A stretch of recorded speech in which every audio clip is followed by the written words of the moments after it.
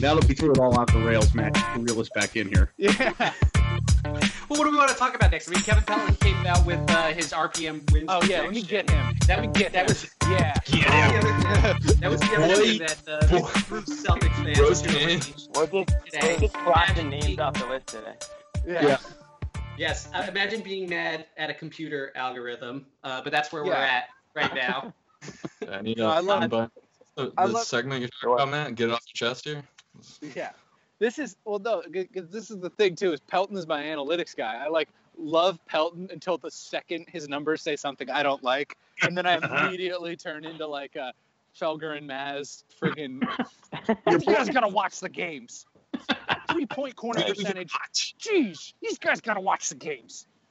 I mean, okay, but do we honestly want to talk about that? Because I do have a locked and loaded tirade about it. Go for it. Okay. You have the floor. Just be clear, you're going to be yelling at a computer. Yes, I'm yelling at a computer. And kids in the park. I think I read over the thing. I saw what Pelton is talking about. I understand why the analytics did what they did, because if you, generally speaking, 3-point is high variance. I actually wrote a whole piece for Celtics Hub, when the Celtics made the playoffs last year, on this thing about how often the Celtics shoot threes. And when you shoot a lot of threes, you make yourself high variance. And when another team, is missing a lot of threes for you on defense, that's also high variance in theory. But at the same time, there's also coaching aspects that the analytics cannot account for, which is very specifically that the Celtics do not give up corner threes. I'm pretty sure they were near the bottom of top of the league in 3-point attempts surrendered. Definitely, I think open 3-point attempts surrendered, and that is the most efficient shot in basketball, is the corner 3-point shot. I guess there's slam dunks also, but aside from that, the corner 3-point shot is the most efficient thing, and the Celtics deliberately scheme to not give that shot up, and I think that was a large part of that 49.5 projection. I think it's much more. I think a much better way to estimate. I was off by 1 when I estimated the win totals last year using my own Me too. things. And I didn't use any spreadsheets, no algorithms. I used what we used 10 years ago when we were podcasting. No offense, Sam. This is why analytics sucks. Because no, man, this is why it takes all the fun out. I am the anti-Jared Weiss on the Garden Report. I'm completely the opposite. I don't talk spreadsheets. I don't talk analytics, because you know why? The Celtics are winning more than 49 games. Wait, what's even worse is look at his predictions from whatever machine he's using, and I like Kevin, but look at them for the West. This is just the whole East is horrible.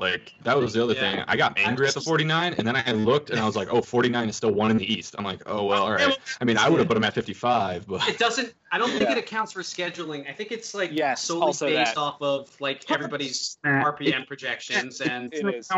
Humanity. These are not robots; they're basketball players, right? They have personalities. They have good days. They have bad days. All that stuff's not accounted for, right? They're fighting with the girlfriend. They got other things going on. None of that is accounted for. Travel's not accounted for. None of it. All it is basically let's take a bunch of numbers and throw them in and pretend they're all robots. I don't know. I think. Wow. I get the. I think I get. I'm not going to go as far as Nick, because I think there's a great case to be made for analytics as a tool. You just got to understand how you're using it. And I think Kevin just sort of generated those, sort of just using his tool as a baseline. I think I would be interested to see him come out with his own, what tweaks he would make as a basketball analyst instead of just, spitting out what his model said. But I don't know. I think everyone's expecting. I'm probably going to end up falling under 56, 57 wins, something like that. I think 60 is kind of crazy because the Celtics having a low point differential, that is a real concern. That's not that throughout NBA history, that is a general indicator. I think that part of that is the Brad Stevens effect, that the Celtics have excellent late game coaching and tend to win games they might otherwise lose and tend to, sort of pull it out in close games. But I think overall, though, I think that I wouldn't put too much stock in that, I guess is what I'm going to say. I think the Celtics are unquestionably a better team in an unquestionably weaker conference. How much weaker is going to depend on what happens with this Kyrie Irving saga. But I don't know. I feel like I would be very disappointed as a fan if the Celtics lost lower than 55 games next year. Okay, I was going to say I pretty much agree with everything you said. I think there's definitely some value in the numbers, and you get a sense of, statistically speaking, where the Celtics should fall compared to other teams going on, the same math. But then what you said is it doesn't take into consideration, the personalities, Brad Stevens, his coaching late in games. We've obviously seen the Celtics get out to big leads and then let teams get back in them. So obviously that's going to take away from that plus or minus. They're not consistently blowing teams away. And I think it does it does kind of give you a sense of how good somebody like Brad Stevens is down the stretch, or how good some of these players like maybe Isaiah Thomas was, and so in those clutch situations where they do pull off those wins. I think, and the key word he said was projected. It wasn't like predictions. It was just projected based on those specific numbers. So I'm willing to bet that he wouldn't go into the year saying this is what I truly think is going to happen. No, and let me clarify too. I love Kevin. I like his work, and I agree with Jimmy there. I mean, and I agree with what Sam's saying. I think he should come back and give us the actual human reason, and then maybe the human win totals, because this stuff. Again, I'm not going to go on another rant, but it's exactly why I can't read some of these guys when they start with these. I mean, I can only see so much of that before I just say, like, I just want to watch them play basketball. Was that a helicopter? It's going to be that is the helicopter overhead. Yeah. Are you getting rained down on, bro? You're going to need a hit cover? I'm coming for it. Pelton sent his boys after me. The whole ESPN analytics department is after me. Shut your mouth. Whatever's left. I just got. They're shouting out wins above replacement and then trying to dome me from 700 yards with a. Vorp, you have. Vorp it.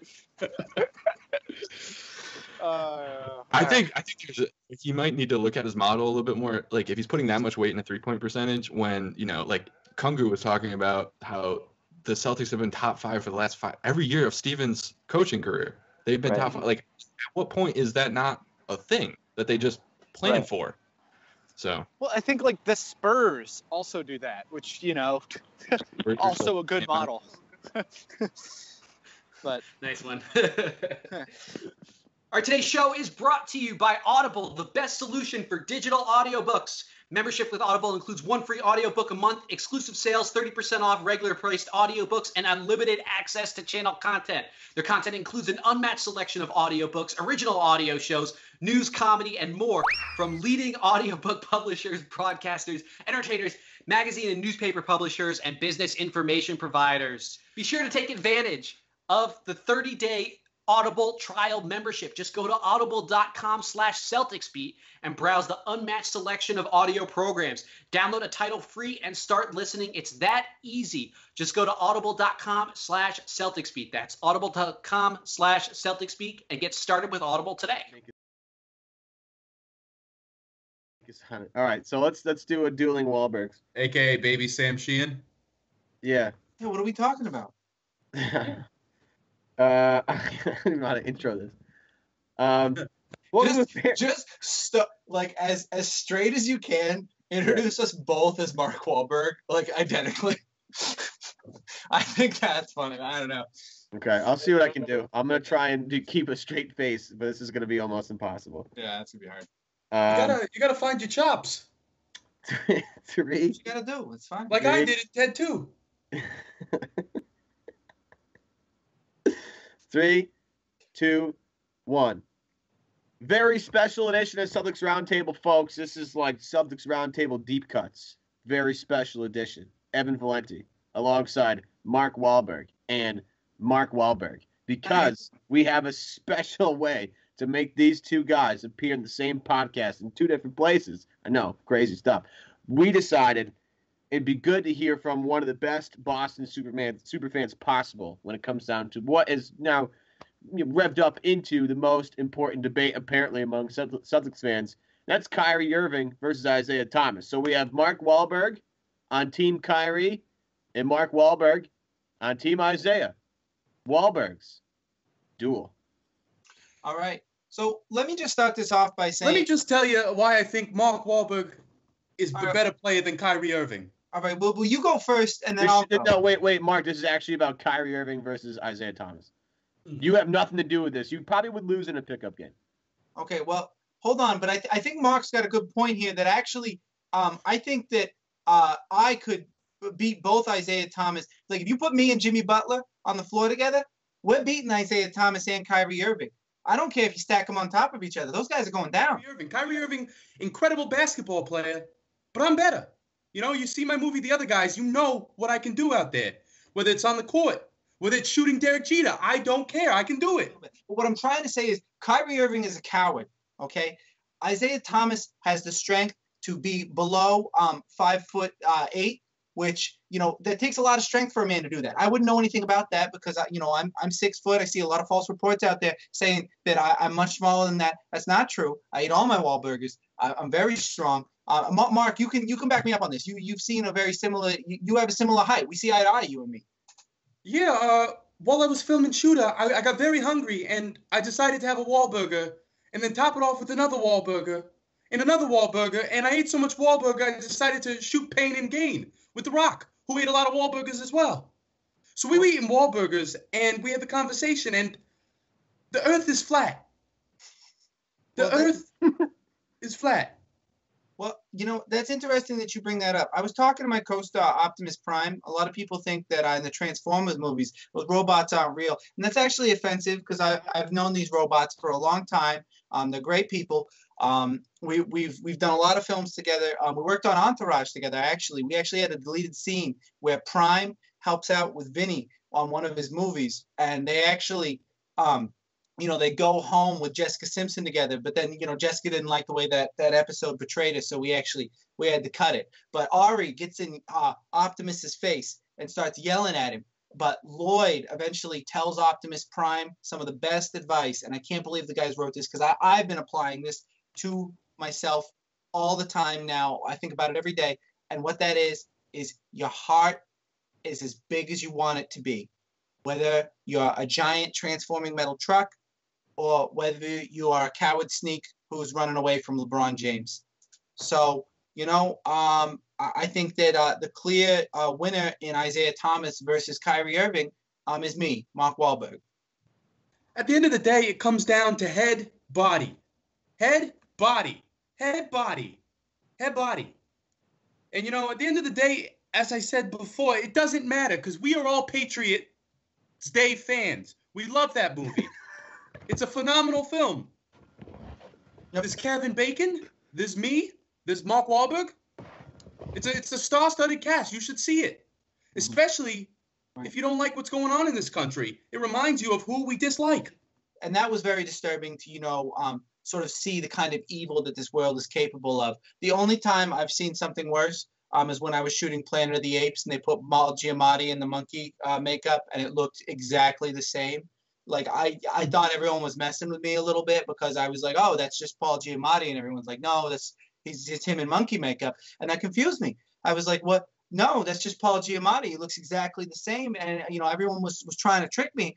But, you can't tell me that Paul Giamatti isn't, you can't just say that. What were we talking about again? I'm freaked out. Kyrie Irving versus Isaiah Thomas. If you bring in Kyrie Irving and you have Mark Wahlberg and Isaiah Thomas, you have 3 kings. All right? Who cares about The Departed? It does not matter. We have a bunch of guys performing like monsters. You could call us the Planet of the Apes. It does not matter what we do. I grew up with 4 brothers, all play basketball. Phenomenal basketball players. Phenomenal. Mm-hmm. No, this is true. I was talking to Donnie the other day, and what he was saying to me, he was saying, Mark, did you and John C. Reilly and Boogie Nights, did you guys really do all that stuff? And I realized that Donnie doesn't understand that the film is something totally different from real life. Like he got confused between like the news and like TV shows, which like explains why he was so freaked out when he met Bryan Cranston. He kept calling him Heisenberg and like hide under the table and stuff. But that's family. Like you just gotta you gotta treat it as it is. When you got that when you got family like that. And I think that's what Kyrie is forgetting, is that LeBron is his family. No matter how many times he sees, the Gus Fring guy and thinks, oh, holy, there's like a chicken drug dealer here. You got to just calm him down and say, like, new kids on the block. You got your own thing, Donnie. You guys are making a comeback. It's really great. And yeah, I think that's an important lesson to take away from all this. Yeah, I mean, at the end of the day, Donnie's got a good life. He's Mark Wahlberg's brother, and that's something, That's a great point. Maybe his career didn't go like ours, Mark, but we can't all be Mark Wahlberg. There's only one Mark Wahlberg. There is only one Mark Wahlberg. That is the only absolute fact I know on this planet. One Mark Wahlberg. Now, sorry, what were we talking about again? That's Isaiah Thomas versus Kyrie Irving with the Wahlbergs here on Celtics Roundtable on CLNS Media. Hey, Evan, say hi to your mother for me, all right?